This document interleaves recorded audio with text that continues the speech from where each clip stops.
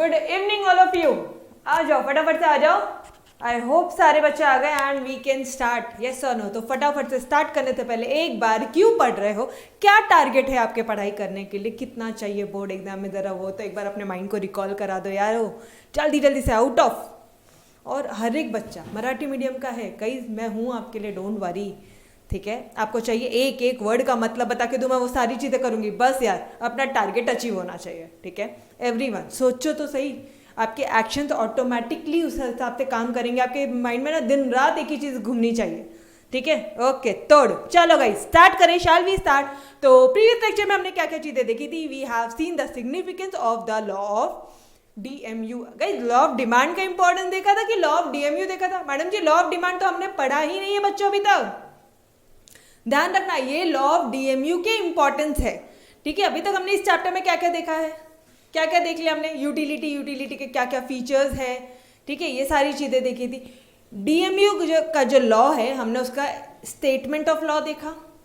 Statement of law में Alfred Marshall जी ने कुछ बातें बोली थी। चलो यार एक बार वो बातें तो रिकॉल करना बनता ही है। ठीक है, फटाफट से स्टार्ट वहीं से करते हैं। लॉ ऑफ अल्फ्रेड मार्शल जी की डेफिनेशन से स्टार्ट करते हैं। जल्दी जल्दी से आ जाओ। क्या था इनका? ये एडिशनल बेनिफिट। पहले पूरा पूरा पूरा शिद्दत से, पूरा ईमानदारी से बोलेंगे guys. Every one of you खड़े हो जाओ, मस्त से पढ़ाई करो। ठीक है, क्या बोल रहे हैं वो? According to professor Alfred Marshall, other things remaining constant, बाकी दुनिया की सारी चीजें कांस्टेंट है, अदर थिंग्स रिमेनिंग कांस्टेंट। ठीक है, द एडिशनल बेनिफिट, क्या पढ़ रहे हो? Marginal utility. मार्जिनल यूटिलिटी बोला तो मार्जिनल एडिशनल आएगा ही, स्टार्टिंग ही वहीं से हो रही है। Additional benefit which a person derives from a given increase in stock of a thing। Done, यहां तक हुआ, कॉमा। मार्जिनल यूटिलिटी क्या होती है? डिमिनिश होती है, तो वहां से लाइन कंटिन्यू करो। Diminishes with every increase in the stock that he already has। Marginal utility diminish होती है, it diminishes with every increase in stock of a thing that he already has. Simple. ठीक है, तो ये वाला part हो गया था।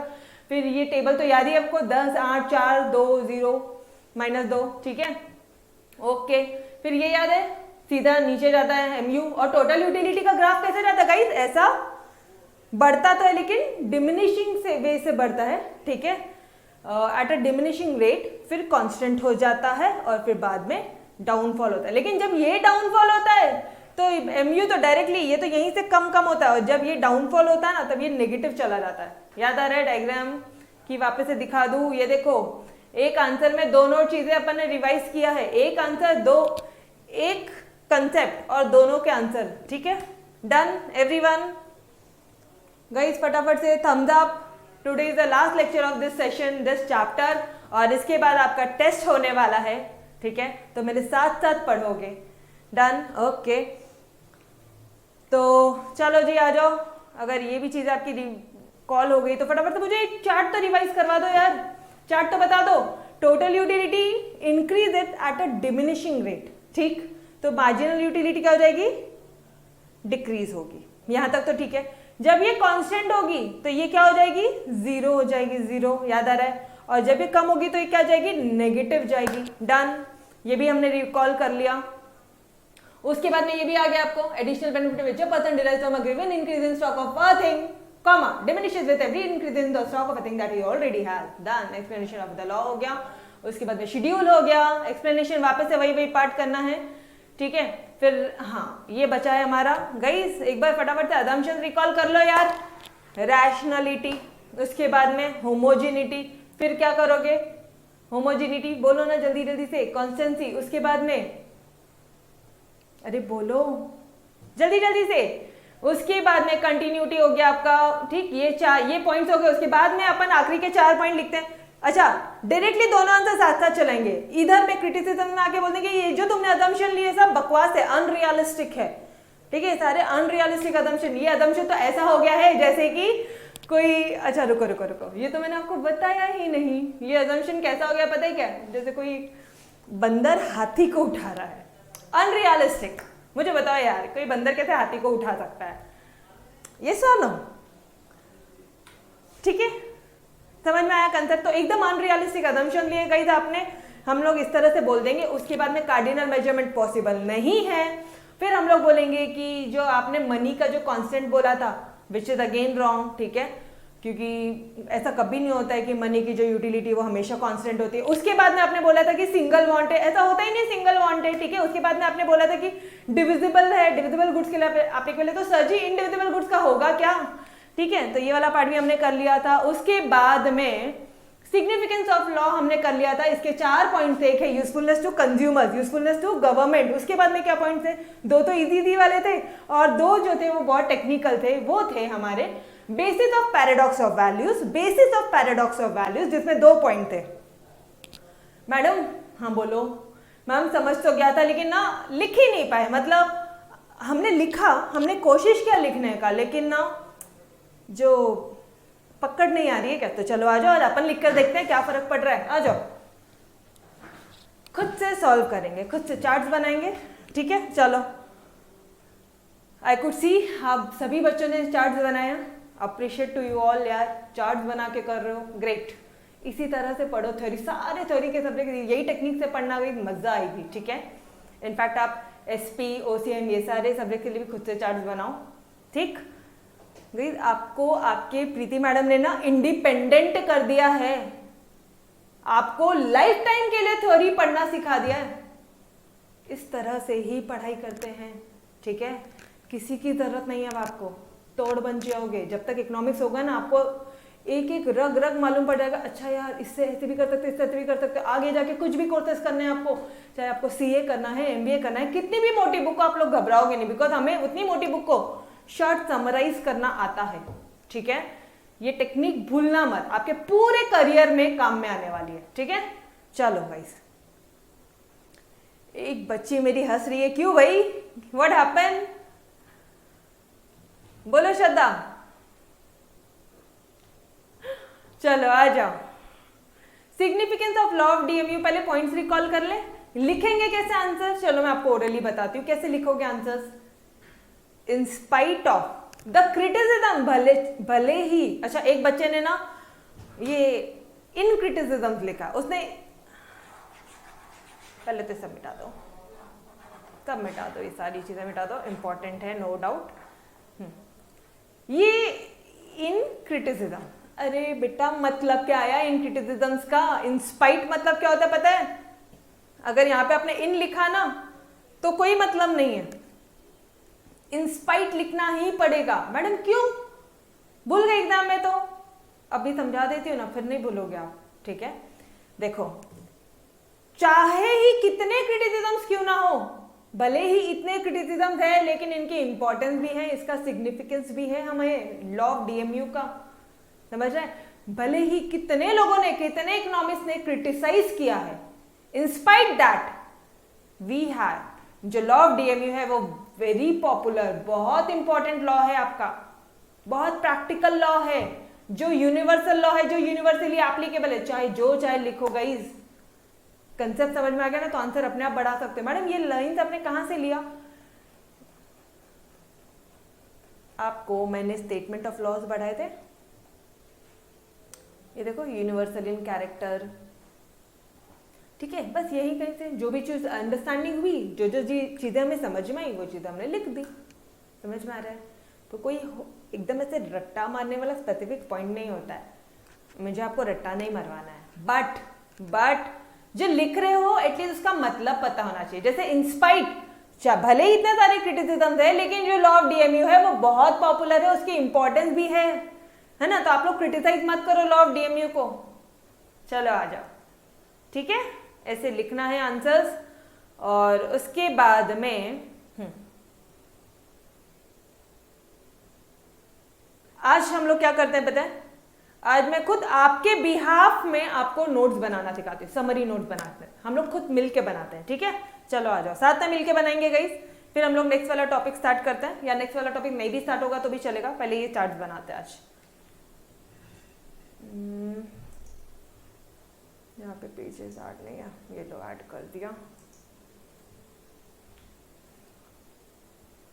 क्या कर रहे हो आप लोग, हम बना रहे हैं, क्रिटिसिज्म नहीं बना रहे हैं, we are preparing significance. Significance का क्या बना रहे हैं, ऑफ लॉ ऑफ डीएमयू, ठीक है।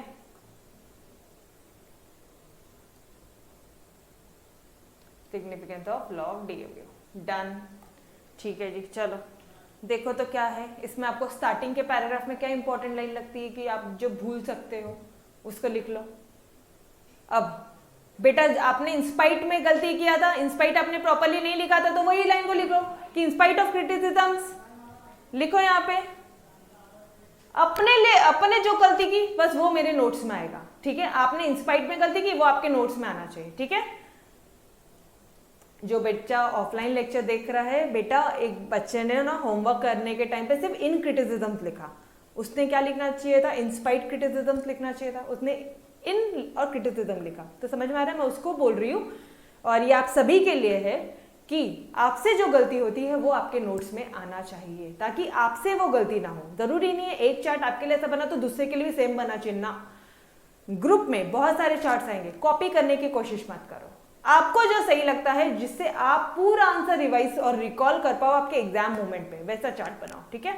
ओके, तो मैं तो ये बनाऊंगी बिकॉज मेरे बच्चे से गलती हो गई थी ना। तो इंस्पाइट ऑफ क्रिटिसिज्म्स,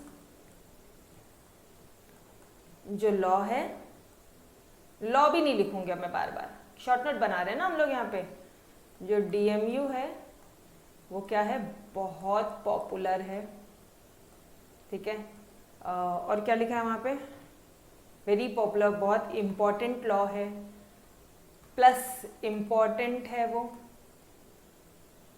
प्लस ऐसे लिख दो यूनिवर्सल, यूनिवर्सल उसका एप्लीकेशन है, प्लस ये भी लिख दो कि वो बहुत प्रैक्टिकेबल लॉ है।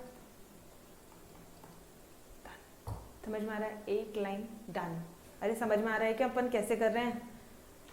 Are you guys with me? फटाफट से पेन नोटबुक लेके लिखो, ये चीजें मिलती नहीं है आपको, ठीक है।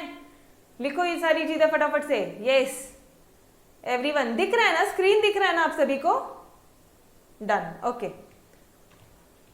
चलो बढ़ो आगे। फिर क्या है, ये तो फोकट वाली लाइन है, तो एवी दिमाग में क्लिक हो जाएगी एग्जाम में। तो बस आ जाओ, यूजफुलनेस टू कंज्यूमर्स। कंज्यूमर को क्या यूजफुलनेस है रे भाई? Consumer, government, basis of paradox of values और लॉ ऑफ डिमांड। अब मुझे एक बात बताओ, चार्ट कैसे बनाना है? ऐसे ऐसे बनाना है या ऐसे बनाना है?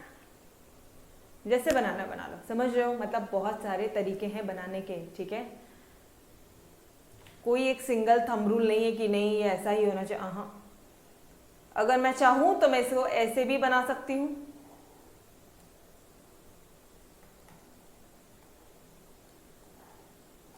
ठीक है।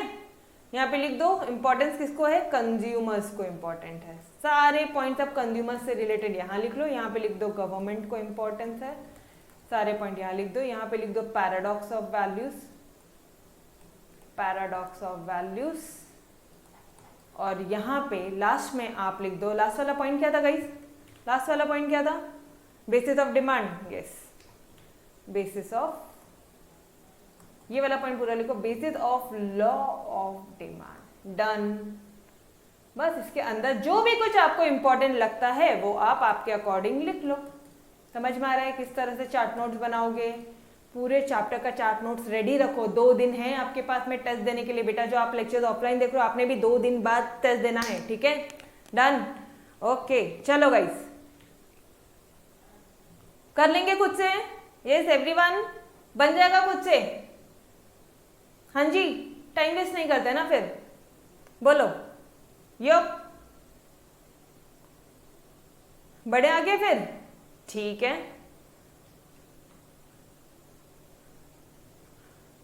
Now come towards our next topic, law of demand form the basis. Madam ये पॉइंट कुछ सुना सुना लग रहा है, देखा देखा लग रहा है। Law of DMU form the basis for law of demand. Law of जो डीएमयू है वो फॉर्म बेसिस है लॉ ऑफ डिमांड का। कहाँ देखा देखा था रे भाई? किधर सुना सुना था? ये रहा हमारा पॉइंट। कहाँ देखा था? सिग्निफिकेंस ऑफ लॉ का 4th वाला पॉइंट था, basis of law of demand. Law of DMU जो है basis of law of demand है। फटाफट से इसको क्विकली रिवाइज करो। चलो यार एक काम करो, एक बार ये आंसर ही फटाफट से रिवाइज करो। कंज्यूमर के केस में आके आप क्या बोलोगे? इसका जो यूजफुलनेस है कंज्यूमर्स को है। क्यों है? क्योंकि वो डाइवर्सिफाई कर सकता है अपने रिसोर्सेज। पार्थ के पास में 2000 रुपए थे तो पार्थ ने 2000 रुपए को ऐसे यूज किया कि जिससे उसको मैक्सिमम यूटिलिटी मिलेगी। डन। एटलीस्ट उसको उतनी तो यूटिलिटी मिल रही है जितना उसने खर्चा किया। 2000 रुपए खर्चा किया तो उसको 2000 रुपए की तो यूटिलिटी मिलनी चाहिए। Yes, done. याद आ रहा है? देखो यहाँ पे इट डाइवर्सिफाइज, मैं इसको कलर चेंज करती हूँ। It diversifies his limited resources in such a way that marginal utility acquired is equal to the price paid। ठीक है, ओके। जैसे वड़ा पाव के लिए हम कोई 50 रुपए 100 रुपए नहीं देने वाले हैं, ठीक है, हम उसके बदले में बर्गर खाएंगे, ठीक है। और गवर्नमेंट को क्या यूजफुल है? पॉलिसीज बनाने में, progressive tax policy, trade policy, pricing policies, ताकि गवर्नमेंट क्या करे? रिच पीपल से ज्यादा टैक्स कलेक्ट करे और पुअर पीपल से कम करे। उसके बाद में basis of paradox of values में हमने क्या क्या चीजें देखी थी, ये फटाफट से देख लो कि जो लॉ है, जो लॉ ऑफ डीएमयू है, वो एक्सप्लेन करता है पैराडॉक्स ऑफ वैल्यूज। वो क्या एक्सप्लेन करता है? Paradox of values by showing difference between value in use and value in exchange. आपको कितना यूज में है value in use and value in exchange, समझ में आ रहा है? सम कमोडिटीज, कुछ कमोडिटीज ऐसी होती है गाइस जिसका बहुत वैल्यू इन यूज होता है लेकिन उसका वैल्यू इन एक्सचेंज बहुत होता है, और किसी का वैल्यू इन एक्सचेंज बहुत होता है, वैल्यू इन यूज बहुत कम होता है ना? यस और नो? जैसे for example value in use किसका ज्यादा है? एयर, वाटर, सनशाइन का, सन रेज, अरे विटामिन डी, ठीक है, बोलते हैं ना कोरोना के टाइम पे धूप में बैठो जल्दी सही हो जाओगे, विटामिन डी अर्ली मॉर्निंग का, तो वही वाला सनशाइन, ठीक है, एयर, वाटर, सनशाइन, ये सारे कुछ फ्री वाली चीजें। वैल्यू इन यूज, इसका यूज तो बहुत ज्यादा है, एक्सचेंज बहुत कम है, जीरो है, जीरो एक्सचेंज वैल्यू और लेस एक्सचेंज वैल्यू, ठीक है, ये होता है आपका वैल्यू इन यूज। और उसके बाद में आप वैल्यू इन एक्सचेंज को क्या बोलोगे? इसके कौन से एग्जांपल्स है? गोल्ड, डायमंड, ठीक है। गोल्ड डायमंड का क्या होता है? गोल्ड डायमंड का क्या होता है बता दो मुझे फटाफट से। गोल्ड डायमंड का, अरे बोलो ना यारो। उसका एक्सचेंज वैल्यू बहुत ज्यादा, बहुत पैसा देना पड़ता है और आता इतनी छोटी सा चीज है, ठीक है, तो उसका एक्सचेंज वैल्यू ज्यादा है, वैल्यू इन यूज बहुत कम है। लॉकर में ले जाके रख देंगे गोल्ड की रिंग को, और तो कुछ नहीं, ठीक है, रेगुलर तो यूज करने नहीं देगी हमारी मम्मा हमको। आपकी मम्मा या मेरी मम्मा एक ही बात है यार, सबकी मम्मा एक जैसी होती हैं। आ जाए इधर। और लास्ट वाला पॉइंट है which is most important for our next question. तो अभी समझ में आ रहा है, आपकी मैम ने आपको एक डिटेल्ड वे में कल बता दिया था, basis of law of demand को बहुत डिटेल में किया था हमने। क्यों किया था? बिकॉज उसका नेक्स्ट क्वेश्चन से बहुत ज्यादा लिंक है। चलो आ जाओ। लॉ ऑफ डिमांड क्या बोलता है गाइस? लॉ ऑफ डिमांड क्या बोलता है? लॉ ऑफ डिमांड बोलता है कि प्राइस बढ़ेगी तो डिमांड कम होगी और प्राइस कम होगी तो डिमांड बढ़ जाएगी। ऑब्वियसली इसमें तो कुछ सिंपल सा पार्ट है, इसमें तो कुछ ज्यादा लॉजिकल कुछ चीजें ही नहीं है, टेक्निकल चीजें ही नहीं है। यस और नो? बहुत ज्यादा कुछ टेक्निकल नहीं था। अरे महंगा किसको खरीदना है? प्राइसेस बढ़ रही है, ये पेन का दाम 1000 रुपए हो गया, कौन खरीदेगा? समझो 1000 रुपए हो गया है, डिमांड कम रहे भाई, नहीं खरीदने का हमको, नॉर्मल है, आपका खुद का साइकोलॉजी है। ये सर नो, यही तो लॉ ऑफ डिमांड है। तो लॉ ऑफ डिमांड क्या होता है? यही होता है कि प्राइस बढ़ेगी तो डिमांड कम होगी और प्राइस कम हो जाएगी तो डिमांड बढ़ जाएगी। यहां तक क्लियर हुआ? एवरीवन टेल मी, फटाफट से बता दो बेटा मुझे यहाँ पे, यहां तक क्लियर हुआ क्या? Yes, okay. तो लॉ ऑफ डीएमयू क्या बोलता है? Law of DMU guys, law of DMU क्या बोलता है हमें? जो भी चीज ज्यादा उसकी यूटिलिटी कम, जो भी चीज ज्यादा उसकी यूटिलिटी कम। आपके पास चीजें ज्यादा कहाँ हो रही है? ये यहाँ हो रही है। जब आप ज्यादा डिमांड कर रहे हो, प्राइसेस कम है, ज्यादा डिमांड कर रहे हो तो उसकी यूटिलिटी कम हो जाएगी। समझ रहे हो? ओके, चलो आ जाओ। इसको और इन्होंने कैसे एक्सप्लेन किया था कि भाई फॉर एग्जाम्पल, ओके चलो इधर आओ। लॉ ऑफ डीएमयू में क्या बोला उन्होंने कि जो कंज्यूमर है वो तभी परचेज ज्यादा से ज्यादा जब वो करेगा तो उसकी यूटिलिटी तो कम हो जाएगी, है ना? फिर वो परचेज क्यों करेगा? फिर वो क्यों परचेज करेगा? जब उसको ज्यादा मिल रहा है, एक्स्ट्रा मिल रहा है, कॉम्बो ऑफर, एडिशनल यूनिट मिल रही है at lower price, combo offer मिल रहा है, 2 के बदले में 1 फ्री मिल रहा है, तो वो ज्यादा खरीदेगा, तब वो खिंचा चलाएगा। Buy the pack of 3 at 5999, एक मिल रहा था 399 में, तीनों मिल रहा है 599 में। अरे सस्ता ही है ना, एक है 400 का, तो ये पूरा प्रोडक्ट हो गया 1200 का, 1200 के बदले में 600 रुपए में मिल रहा है तीनों चीजें। समझो, एग्जाम्पल समझ में आ रहा है आपको? तो वो अपने आप खींचा चला आएगा, तो उसकी क्या कर देगा, वो डिमांड बढ़ा देगा। जैसी डिमांड बढ़ाएगा वैसे ही यूटिलिटी क्या हो जाएगी, कम हो जाएगा। तो इट इज मेनली, ये वाली लाइन लिख के आनी है आपको एग्जाम्स में, it is mainly to make the consumer feel that he is deriving more utility by paying the lesser amount. आप सिर्फ और सिर्फ 599 रुपीज पे करके आप ये पूरे प्रोडक्ट का फायदा उठा सकते हो। समझ में आ रहा है? तो यही था। इसका मतलब क्या हो रहा है, कहीं ना कहीं लॉ ऑफ डीएमयू जो है, लॉ ऑफ डीएमयू जो है वो बेसिस है हमारे लॉ ऑफ डिमांड का।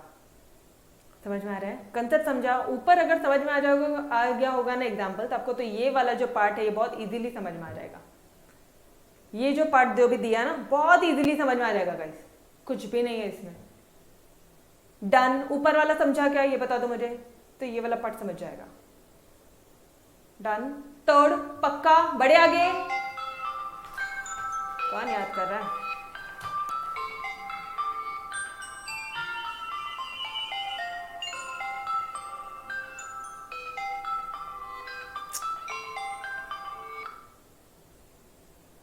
Sir I am in lecture, करती हूँ, आपको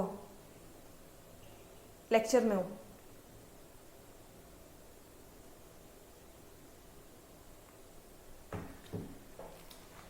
ठीक है, चलो बोलो, समझ में आया? यस, ठीक है। चलो, the last topic of the chapter and here we begins our last question. The law of DMU form the basis of law of demand. जो लॉ ऑफ डीएमयू, आप एक बात बताऊं मैं आपको, अच्छों को ये क्वेश्चन नहीं समझता। लिखना क्या है, अगर एग्जाम में आ गया ना तो वो तो ये सोचेगा मैडम यार पूछा कहाँ से, बिकॉज ये क्वेश्चन दिया रहता है आपके टेक्स्ट बुक में। गई तो आपके टेक्स्ट बुक में भी, मेरे पास आपके पास टेक्स्ट बुक है, और इस टेक्स्ट बुक का भी जो लास्ट क्वेश्चन है, देखो ये वाला लास्ट पेज, यहाँ से आपका एक्सरसाइज शुरू हो जाएगा।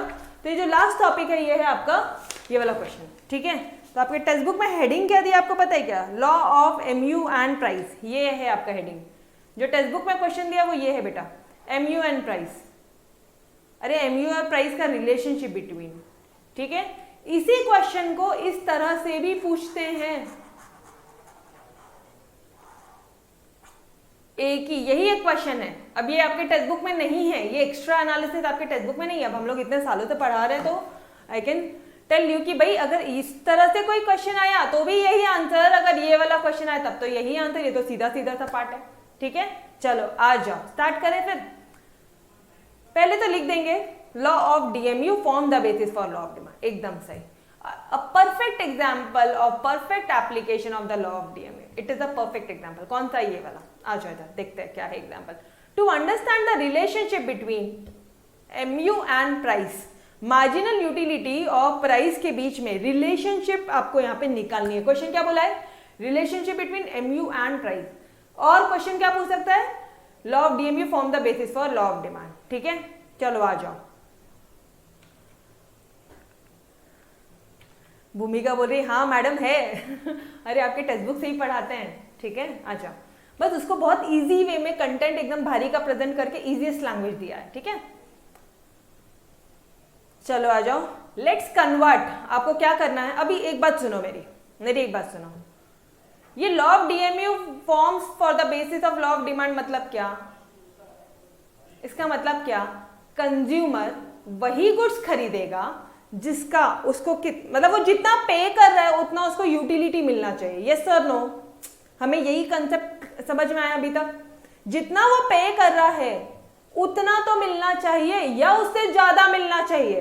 अरे या तो 599 में तीनों प्रोडक्ट मिलने चाहिए या फिर 399 में एक तो मिले एटलीस्ट। दोनों में से ज्यादा मिलेगा तो दौड़ेगा और एक मिलेगा तो चलेगा। Yes sir no? समझ में आ रहा है? अरे जितना पैसा दिया उतना तो मिलना चाहिए। ये कंसेप्ट क्लियर हुआ? ठीक है।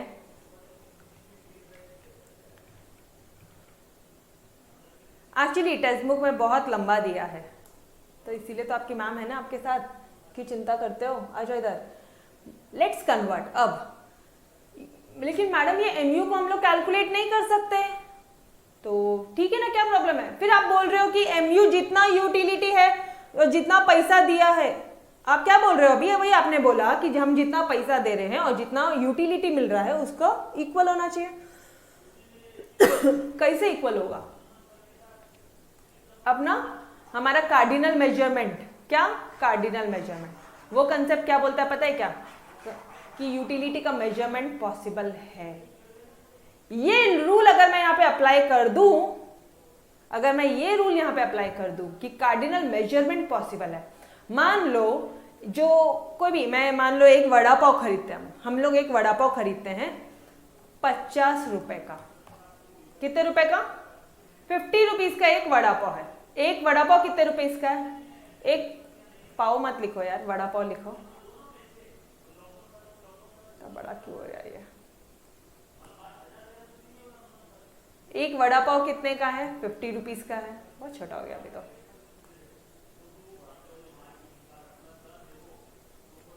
हाँ अब ठीक है, एक वड़ा पाव है 50 रुपए का आपके, ठीक है, यहां तक समझ में आया?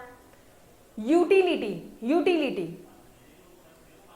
अब मान लो आप एक पीस खाते हो, ठीक है, या एक मिनट, वड़ा पाव का एग्जाम्पल ही मत लो, आप यहाँ पे ले लो पानी पूरी का एग्जाम्पल। एक प्लेट जो पानी पूरी है वो 50 रुपीज की है। मैडम 50 रुपए की पानी पूरी हम लोग नहीं खाते, हम सिर्फ 10 या 20 रुपए की खाते हैं। अरे एग्जाम्पल है रे भाई, सिर्फ एग्जाम्पल है। अज्यूम तो कर सकते हो कि आप मॉल में जा रहे हो और खा रहे हो। हाँ अब ऐसा समझो, बहुत ही बेहतरीन जगह जा रहे हो और वहां पे पानी पूरी खा रहे हो, ठीक है, एक रेस्टोरेंट में खा रहे हो, तो वहां पे 50 रुपीज प्लेट मिला है, शानदार एक ग्लास की बॉटल मिली है, उसमें पानी दिया है उन्होंने और मसाला वसाला पूरा डाल के दिया, ठीक है। तो एक पानी पूरी की जो प्लेट कितनी की है, कितने की है? 50 रुपए की है, ठीक। एग्जाम्पल समझा सभी को? एक पानी पूरी का प्लेट 50 रुपए का है, ठीक। ओके, ध्यान से सुनना, इंपॉर्टेंट है, मार्क इट एज इंपॉर्टेंट। पहले तो इंपॉर्टेंट लिख ही लो रे भाई, बहुत इंपॉर्टेंट है, बहुत इंपॉर्टेंट है, इंपॉर्टेंट नहीं बहुत, ठीक है। एक पानी पूरी का जो प्लेट है वो 50 रुपए का है, और जो मुझे जो यूटिलिटी मिलती है, मान लो मैंने एक प्लेट खाई और मुझे जो यूटिलिटी मिली, एक यूनिट, एक प्लेट खा के जो यूटिलिटी मिलती है वो है 10। एक यूनिट से जो यूटिलिटी मिलती है वो 10 रुपए की है। मैंने क्या किया पता है? यहाँ पे वो जो यूटिलिटी मिल रही थी ना, उसको मैंने रुपीज में कन्वर्ट कर दिया बेटा, रुपीज में वी हैव कन्वर्टेड। हमने ऐसा अज्यूम किया है कि भाई कार्डिनल मेजरमेंट पॉसिबल है, कार्डिनल मेजरमेंट पॉसिबल है। समझ में आ रहा कंसेप्ट? ये देखो यहाँ पे मेजरमेंट किया मैंने, कार्डिनल मेजरमेंट के नंबर में यूटिलिटी को मेजर किया। एक प्लेट खाया तो उसका 10 यूटिलिटी मिलता है। अरे यस और नो कंसेप्ट समझा? ये दो अजम्पशन समझे एवरीवन, ठीक है। Okay, now to understand the relationship between MU and price, let's convert MU into the terms of money. कर दिया भाई, कर दिया। एक प्लेट को का 10 रुपए 10 यूटिलिटी मिलता है, and that we can compare it with market price of the product. अब हम लोग क्या कर सकते हैं? इस यूटिलिटी को इससे कंपेयर करेंगे और हम देख लेंगे कि हमें खाना चाहिए या नहीं खाना चाहिए। पानी पूरी खा के यूटिलिटी मिलती है 10 और पैसा देना पड़ता है 50, करोगे क्या? बोलो। अरे दोनों रुपीज में ना, ये भी रुपए में और ये आने वाला भी रुपए में, जाने वाला भी रुपए में। अब बोलो, नहीं मैडम नहीं खाएंगे, यूटिलिटी नहीं मिलती है पानी पूरी से। पानी पूरी खाया तो 50 रुपए की यूटिलिटी नहीं मिलती है, बहुत महंगा है। अच्छा बहुत महंगा है, ओके, अपने आप एनालिसिस आ गई। तो हम ये क्या करेंगे? ये गुड्स का हम कंजम्पशन नहीं करेंगे। समझ रहे हो? कंसेप्ट आपको ऑलरेडी समझ चुका है, बस यही चीजें लिखी है और कुछ नहीं है। टेक्स्ट बुक में देखोगे ना गाइस, इतना डरावना है कि वो लोग शुरू कर रहे हैं कुछ यहाँ से, खत्म यहाँ से इधर, और हमने शुरू किया, हमने डोंट वरी, अपना आंसर शॉर्ट नहीं होगा, भारी का आंसर है, ठीक है। आपका आराम से ये देखो कितना पेज बन रहा है अपना, ये देखो, अगर आप इसको भी लिखोगे ना तो आपका एटलीस्ट 1.5 पेजेस होगा, which is more than enough for 8 marks question, और 8 मार्क के ऊपर ये क्वेश्चन नहीं आता, ठीक है। तो डोंट वरी, डायरेक्टली नोट से पढ़ो, मोर देन इनफ है, ठीक है। Don't go for text book. आप बच्चों को टेक्स्ट बुक की जरूरत भी नहीं है। आपके टेक्स्ट बुक के पीछे के क्वेश्चन मैं देने वाली हूँ आपको, extra questions I am there. Ma'am extra distinguish, बिल्कुल सारी चीजें मैं दूंगी, ठीक है, तो चिंता ना करो। डायरेक्टली अपने नोट से पढ़ने का, चलो आ जाओ देखें अभी क्या बोला है।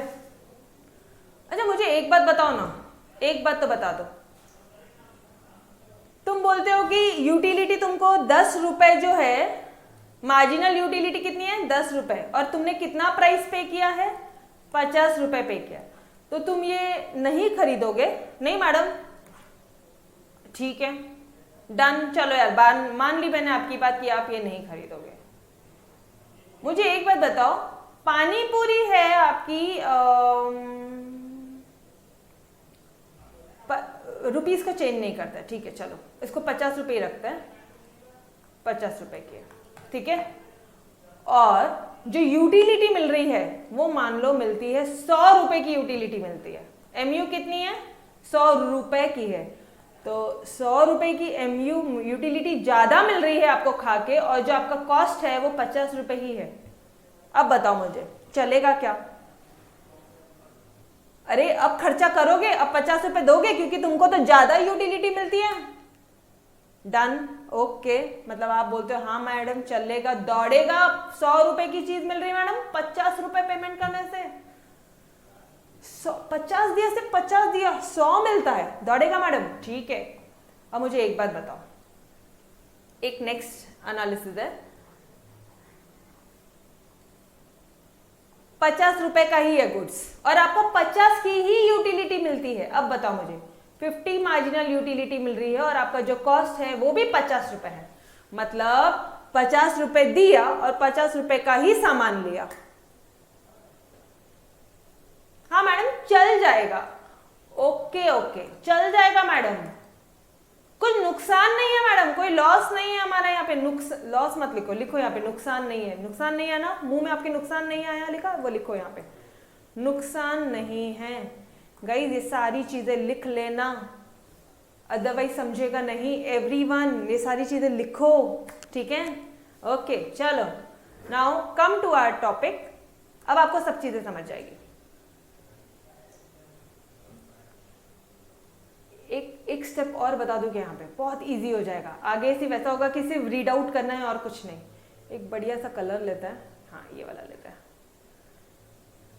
जब जब जब जब यूटिलिटी कम मिली है, जब कम यूटिलिटी मिलती है तो आप इसे क्या बोलोगे? जब यूटिलिटी ज्यादा मिल रही है आप इसे क्या बोलोगे? और जब यूटिलिटी दोनों, यूटिलिटी और प्राइस इक्वल है तो आप उसे क्या बोलोगे? यहां पे तो बोल देंगे मैडम ये दोनों इक्वल है, मैं बोल दूं इक्विलिब्रियम। किसका इक्विलिब्रियम गाइस? आपका। आप कौन हो? कंज्यूमर्स है, हम लोग कौन है? We all are consumers. तो मैं यहाँ पे बोल दूं कंज्यूमर इक्विलिब्रियम। कुछ भी रट्टा नहीं मारना है, ठीक है, ध्यान से समझो पहले जो मैं बोल रही हूँ। कंज्यूमर इक्विलिब्रियम बोल दूं क्या? अरे जितना पैसा पे किया उतने की यूटिलिटी मिली, मैं बोल दूं कंज्यूमर का इक्विलिब्रियम। Done, yes. अरे कंज्यूमर ही तो हम लोग, और हम ही लोग जाके खर्चा कर रहे हैं और पैसा ले रहे हैं। कौन खर्चा करता है और कुछ सामान खरीदता है? कंज्यूमर्स। तो कंज्यूमर का इक्विलिब्रियम, 50 रुपए दिया 50 रुपए का सामान आया, इक्विलिब्रियम गाइस। डन एवरीवन, तोड़, समझ में आया? ठीक है सबके सब बोल रहे हैं यहाँ पे, हाँ मैडम ठीक है, दौड़ेगा तोड़, ओके, पूरी लैंग्वेज ले लो आप मेरी, ठीक है। 50 रुपए पे करके, ध्यान से सुना, 50 रुपए पे किया, ज्यादा यूटिलिटी मिली, पैसा इतू सा दिया, यूटिलिटी इतनी सारी ले ली, इतू सा पेमेंट किया और यूटिलिटी ज्यादा लिया। क्या बोलूं मैं, कुछ अंदर आ रहा है। वाओ, इतना सारा सामान आ गया, घर के अंदर आ गया। इंट्रा क्या बोलोगे आप? इंट्रा मार्जिनल यूनिट, इस तरह से बोल रहे हैं आप लोग उसको। इंट्रा यूटिलिटी क्या बोलते? एक सेकेंड, हाँ 1 सेकेंड, हाँ intra marginal units. Extra unit आ गई है ना आपके पास में, आपके पास में क्या हो गया है? एक्स्ट्रा चीजें आ गई है। सिर्फ 5999 रुपीज का पेमेंट किया तो 3 मम्माज अर्थ के प्रोडक्ट आ गए। अरे लड़कियों के वो मेकअप के 3 प्रोडक्ट आ गए, 3 सामान आ गए हैं सिर्फ 599 में, ठीक है। तो मैं बोलूं intra marginal units. Madam marginal क्यों? एक्स्ट्रा आया है, एडिशनल चीजें आई हैं अंदर, एडिशनल यूनिट्स आए हैं। वापस से देखो, अंदर इंट्रा मार्जिनल एडिशनल यूनिट्स आए हैं, इंट्रा मार्जिनल यूनिट्स, समझ में आ रहा है? तो यहां पे क्या हो जाएगा मैडम, कम चीजें आई है, हमारी घर से ज्यादा चला गया है, तो बोल दो ना, जो बोला वही लिखो। लिखो यहां पे extra marginal units, extra marginal units.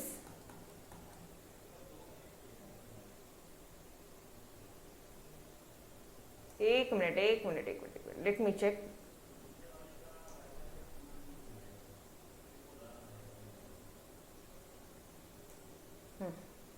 ठीक है, बोलो मुझे समझ में आए क्या कंसेप्ट? सारे कंसेप्ट समझ में आ रहे? वापस से देखो, एक्स्ट्रा, आपने एक्स्ट्रा का पेमेंट किया मैडम, एक्स्ट्रा चला गया है, कुछ अंदर ही है, एक्स्ट्रा चला गया, एडिशनल यूनिट्स के लिए एक्स्ट्रा पैसा चला गया मैडम। डन, समझ में आया कंसेप्ट? तो ध्यान से वापस से रिकॉल करो, जब यूटिलिटी और प्राइस पेड इक्वल होती है तो तुमने जितना पैसा पे किया उतने का तुमको सामान मिल गया, तो कंज्यूमर इक्विलिब्रियम। आपने पैसा पे किया इतू सा और आपको इतना सारा सामान मिला, इतना मिला, तो आप क्या बोलोगे? इंट्रा, अंदर आया मार्जिनल यूनिट्स, ठीक है। एक यूनिट के लिए पे किया, आपको 2 आ गए, एक पे एक फ्री आ गया, 2 आ गया, तो इंट्रा मार्जिनल यूनिट्स, समझ में आ रहा है? और अगर आपने पेमेंट ज्यादा किया, कम आया, तो आप क्या बोलोगे? एक्स्ट्रा। क्लियर? समझ में आया?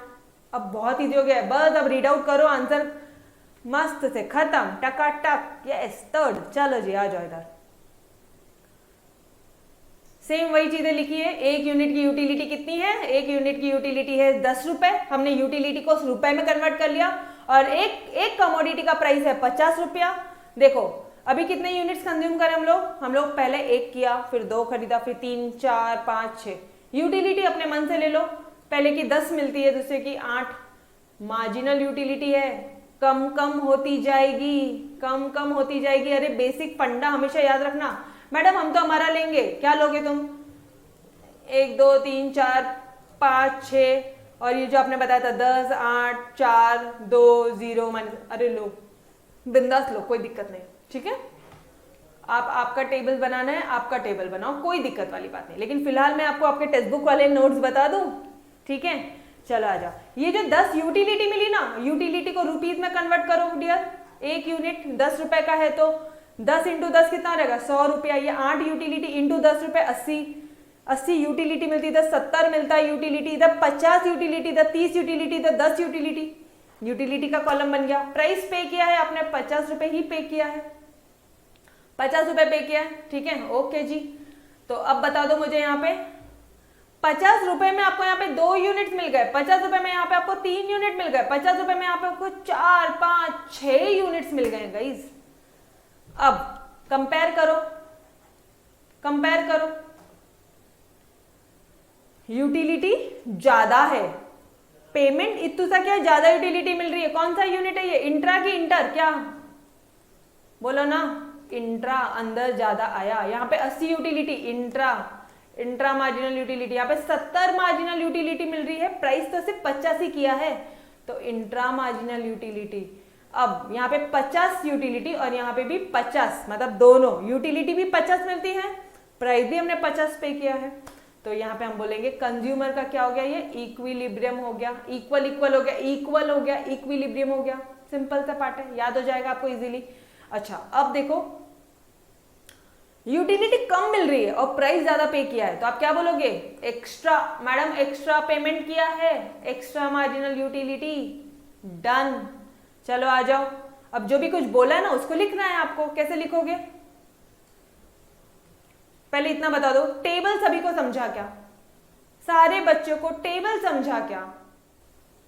Yes every one of you? Okay done. Then चलो बढ़ो आगे, एक्सप्लेनेशन आज खत्म कर लेते गई, ये नेक्स्ट लेक्चर में लेना था, बस इतना सा पार्ट बचा है। आपको पूरे 2 दिन मिल जाएंगे पढ़ाई करने के लिए, ठीक है।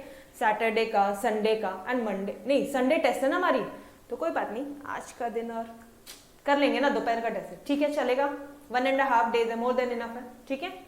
चलो आ जाओ। Explanation, a consumer start buying, अब देखो एक कंज्यूमर बाय करता है units of commodity x one after the other, ठीक है। Marginal utility of commodity goes on diminishing with every further unit consume. अरे मार्जिनल यूटिलिटी तो कम कम होती जाती है, ये तो बेसिक फंडा है, ठीक है, वही बात लिखी है। फॉर द फर्स्ट 3 यूनिट्स, पहले 3 यूनिट, ये देखो जरा मैं कलर चेंज करती हूँ। For the first 3 units, for the first 3 units, ये रहे आपके first 3 units, we found that marginal utility in terms of money is greater than the price paid. 100 रुपए, 80 रुपए, 70 रुपए is greater than the price paid. Price paid only 50 rupees. 100 utility, 80 utility, 70 utility, ठीक है।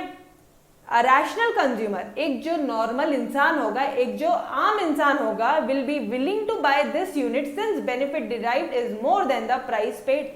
Obviously यार, किसको कम रुपए में ज्यादा सामान नहीं चाहिए, तो इसको क्या बोलेंगे हम लोग, this units is known as intra marginal units. Done everyone, बोलो यहां तक समझा, पॉइंट नंबर 3 तक समझा एवरीवन, बढ़ू आगे, yes okay. At the fourth unit, at the fourth unit, चौथा यूनिट की बात हो रही है, कौन सा यूनिट, चौथे की बात हो रही है। एट द फोर्थ यूनिट, अब क्या लिखोगे, अब तो खुद से बना लो, price paid and marginal utility derived is equal, therefore it is known as MUX, marginal utility. X क्या है यहाँ पे, एक्स क्या है गाइस, अब मैं आपको थोड़ा सा, marginal utility of X commodity is equal to price of X, समझ में आ रहा है। मार्जिनल यूटिलिटी ऑफ एक्स, मान लो मम्मा दर्द का कोई प्रोडक्ट है, आप उसकी बात कर रहे हो, और यहाँ पे उसका प्राइस की बात करो, ये कमोडिटी है, एक्स क्या है, कमोडिटी, समझ में आ रही है इक्वेशन एवरीवन, ठीक है। A rational consumer attains consumer equilibrium at 4 units, utility same और प्राइस भी सेम, तो कंज्यूमर इक्विलिब्रियम हो गया, ठीक है। In the 5th and 6th unit, और 5वें और 6वें यूनिट्स में rational consumer is not willing to buy, वो बाय नहीं करेगा, वो खरीदे। देखो ना यहाँ पे 5वें और 6वें यूनिट में, ये रहा आपका, आपको दिख नहीं रहा है ना, एक सेकेंड, अब दिख रहा है, ये देखो, ये 5वें और 6वें यूनिट में ना वो परचेज नहीं करेगा, क्यों, क्योंकि यूटिलिटी कम मिलती है, पैसा ज्यादा जाता है, where he has to pay more, he has to pay more than marginal unit, this is known as extra marginal units. Done, आपको इंट्रा समझा, अंदर ज्यादा आएगा, एक्स्ट्रा बाहर ज्यादा जाएगा, और equilibrium simple, therefore a rational consumer attains equilibrium where marginal utility of x is equal to price of x.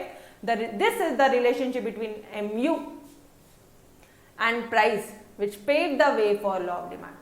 अब एक लास्ट लाइन है, ध्यान से अच्छे से सुनो, और यही रिलेशनशिप है, this relationship between MU marginal utility और प्राइस के बीच में जो ये रिलेशनशिप है, इट पेव द वे, मतलब इन्होंने रास्ता बनाया लॉ ऑफ डिमांड का, और डिमांड इंसान वैसे ही करेगा। अब ध्यान से सुनो, आपको आंसर समझ में आ गया मुझे पता है, बट ये लाइन तो समझना चाहिए ना, ये लाइन नहीं समझा तो क्वेश्चन नहीं समझा, वापस आ जाओ, 100% अटेंशन यहाँ पे।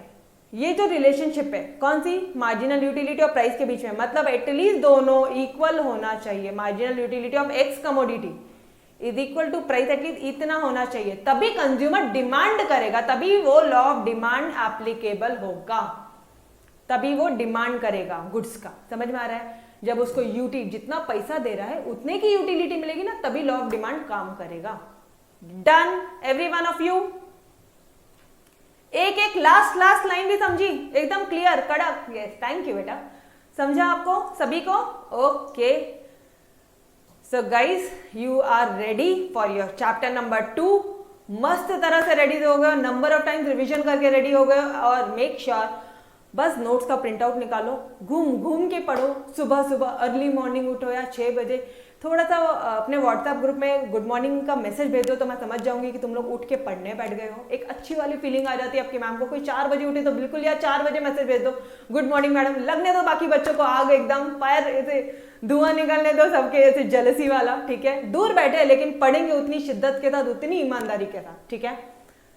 तो आई होप 4 बजे 5 बजे उठने वाले मेरे बच्चे अभी फटाफट से ग्रुप में मैसेज डालेंगे। जब उठ के पढ़ाई करने बैठोगे, ऐसा नहीं है कि 4 बजे उठ के टाइम पास करो मैसेज डालो, हाँ चीटिंग नहीं, किससे चीटिंग यार, मत डालो ना, क्या फर्क पड़ता है।